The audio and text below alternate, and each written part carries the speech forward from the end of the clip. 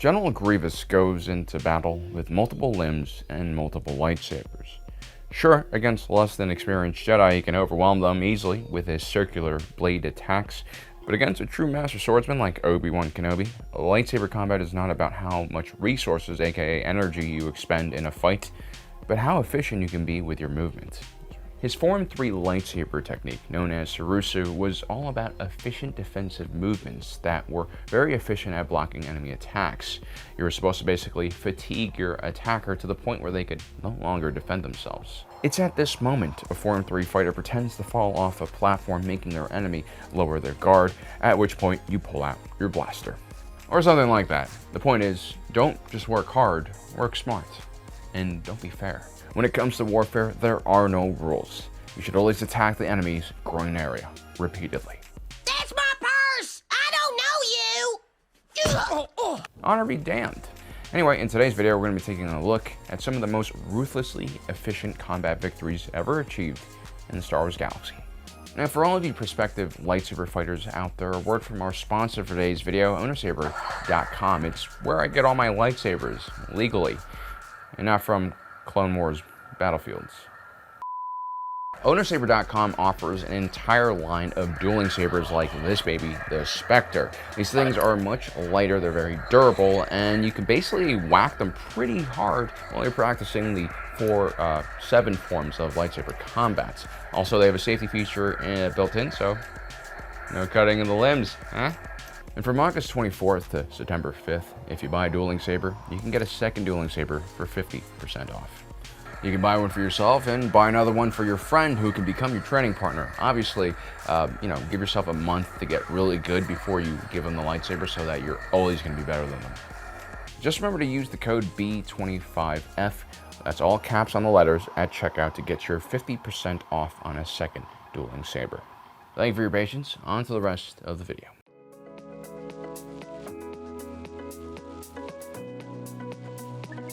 Back when I was your age, and by your age I mean if you're like 13 or younger, not you, Steve. But back when I was your age, there was no Legends or canon. There weren't even streaming services and not even ebooks. Instead, what you had were these things called regular books. You know those square things that decorate the inside of those large coffee shops called Barnes and Noble? Regular books were really cool because you could consume the knowledge inside of them by physically eating the book itself. Anyway, in those days, I was just starting out my journey into the expanded universe of Star Wars, which was basically everything outside of the main movies at the time. The first series I picked up from Barnes & Noble was known as the New Jedi Order. This was a series that followed the extragalactic invasion of the galaxy by a group of ugly Xenos called the Yuuzhan Vong. Later on, as I grew older, I realized that a lot of the fans hated this series, and it was for a variety of different reasons. It wasn't just about the taste of the book or the taste of the paper. It was actually about what happened inside of the book and what happened to everyone's favorite Wookiee, Chewbacca. You see, the Yuuzhan Vong mainly relied on biological technology. We've gone through this a few times in our videos already. This meant their weapons, armor, and the very propulsion systems on their ships were alive. This made their technology very difficult to identify, let alone detect for the citizens of the Star Wars galaxy. The Yuuzhan Vong also happened to be soulless and forceless savages that loved war and destruction. Now, one of their favorite and most efficient ways of destroying an enemy planet was by using an object called a Davin Basil. These are plants that could be grown to specific sizes and for different uses depending on the Yuuzhan Vong's shaper's wishes. Shapers are like gardener engineers for the Yuuzhan Vong, I guess. Now, the Davin Basil could actually generate gravitational fields, really powerful ones. They're even more powerful than the strongest repulsor lifts or gravity well generators used by the factions of the Star Wars galaxy. Now, these Davin Basils push the Yuuzhan Vong fleet through space as well, and they could even propel them into hyperspace. These devices could also generate black holes, which could soak up blaster bolts, proton torpedoes, or any other type of damage. Early on in the Yuuzhan Vong invasion in 25 ABY, a Davin Basil was seeded on the world of Serampidal. The intention was to drag Serampidal's moon, Dubido, onto a collision course to destroy the entire planet. This is actually an old Yuuzhan Vong military tactic known as Yogan's Core, and it was like one of the cheapest ways to destroy an entire planet. This method was even occasionally used to harvest the buried resources on a planet. Now, the effect of the Yogan Corps' maneuver on Serapidal was devastating. The entire planet gets destroyed along with Chewbacca, who ends up dying saving refugees on the ground. To make matters worse, this entire destruction of the planet was just a way to lure the New Republic military out into this region for a gigantic Yuzhang Vong ambush.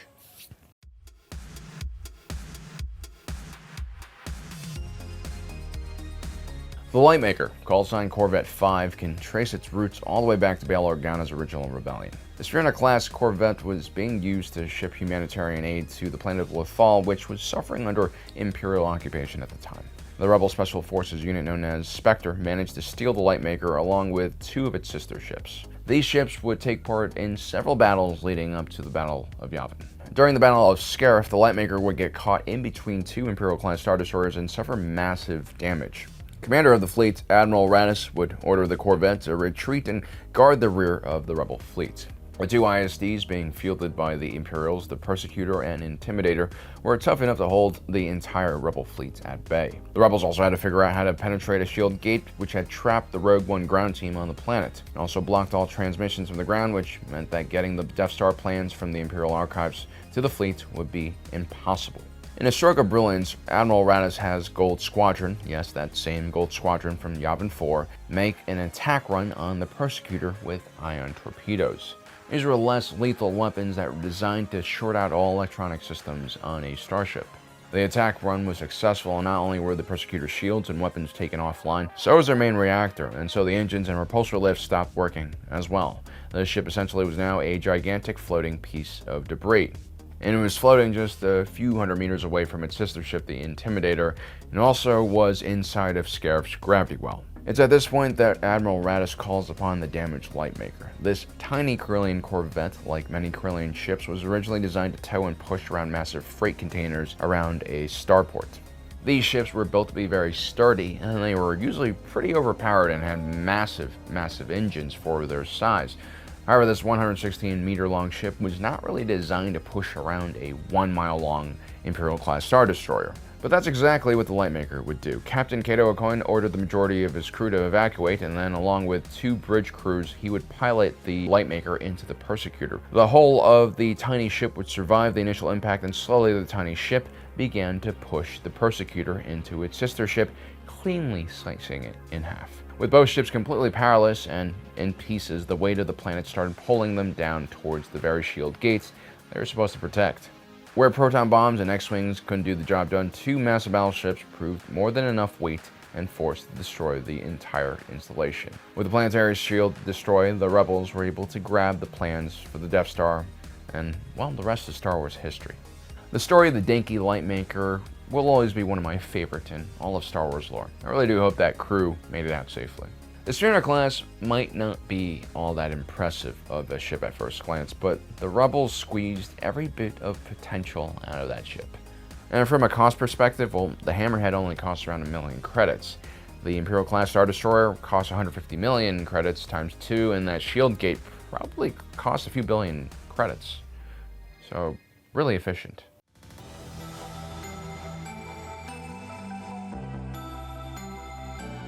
Admiral Crynid, leader of Green Squadron, flew the finicky and very dangerous RZ-1 Awing Interceptor. Only the most talented and best X-Wing pilots were selected to join an A-Wing squadron. Now, in the earlier years of the war, A-Wings had some armor and shielding, which made these pair of massive engines that had a tiny cockpit strapped onto them a bit safer to fly. But with the introduction of the TIE Interceptor, suddenly the A-Wing pilot's speed advantage was decreased significantly. And so Rebel pilots, well, specifically A-Wing pilots, began stripping the shields off of their interceptors to give a little more power to the engines, which is kind of crazy. This is why when Admiral Crynid's ship was hit by a glancing blow from a laser, that energy didn't get soaked up by a shield, and it sent his ship into an uncontrollable spin. Well, actually, he could control it just a tiny bit. Somehow the skilled leader was able to direct the course of a ship directly into the bridge of the Executor-class Super Star Destroyer. This takes out the bridge crew of the ship, and since the Executor was already in the gravity well of the second Death Star, the large station begins to pull the massive 19-kilometer-long dreadnought into it until they both collide. The cost of an A-Wing is around 175,000 credits brand new. The cost of an Executor class Superstar Dreadnought, well, it's around 325 billion credits, which means that the A-Wing killed something that was worth more than 2 million times its price. Wow.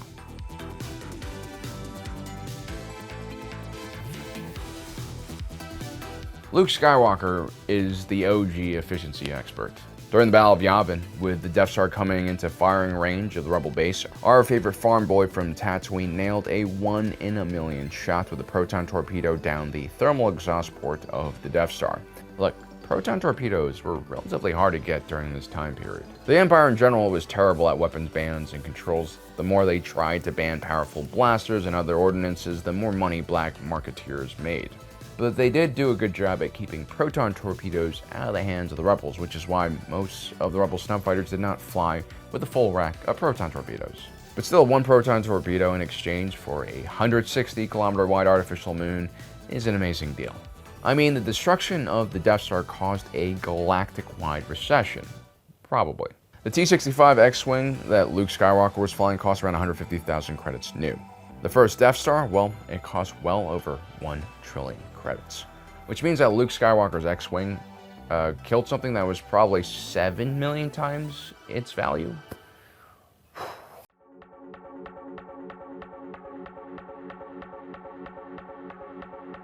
If we're going to talk about the destruction of the first Death Star, we're also going to have to talk about the destruction of the second Death Star. And this thing was even larger than the first station, and even though it was half complete, the weapons definitely still worked. Now, getting to the center of this Tootsie Roll Pop was a lot simpler than with the Death Star original version, because half of the ship was exposed to vacuum. But still, the Millennium Falcon, piloted by Nien Nunb and Lando Calrissian, along with Wedge Antilles in T-65 X-Wing, had to navigate maintenance tunnels that were tighter than even the trench run Luke went through during the Battle of Yavin. Once they entered the second Death Star's massive reactor core room, Wedge Antilles destroyed the station's power regulators, while the Falcon fired a proton torpedo right at the core, setting off a massive chain reaction. This also temporarily killed Palpatine, which ended the entire Empire. So, really, really efficient shot.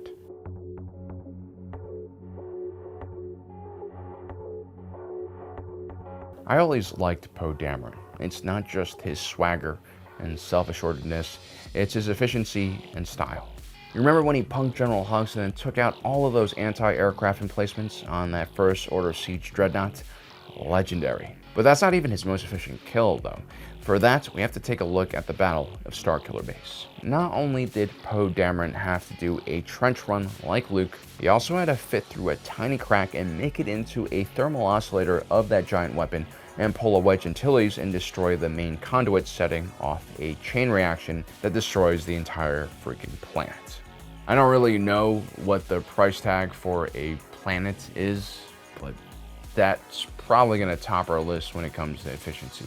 I think Poe Dameron deserves to put a little Starkiller Base sticker right next to his cockpit, next to all of those other TIE Fighter kill stickers that he probably has. It's the ultimate flex.